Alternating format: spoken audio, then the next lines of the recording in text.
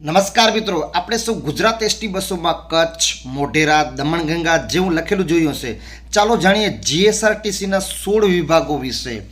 1. અમદાવાદને આશ્રમ તરીકે ઓળખવામાં આવે છે. 2.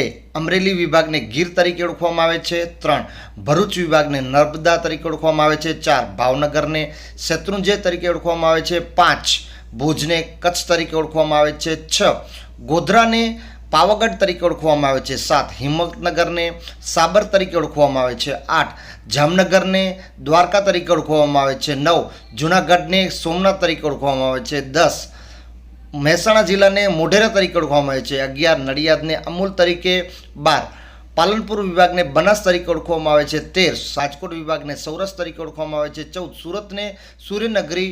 15. વડોદરાને વિશ્વમિત્રી અને 16. વલસાડને દમણગંગા તરીકે ઓળખવામાં આવે છે. જો વિડીયોની માહિતી સારી લાગી તો પ્લીઝ લાઇક શેર અને સબસ્ક્રાઈબ. ધન્યવાદ.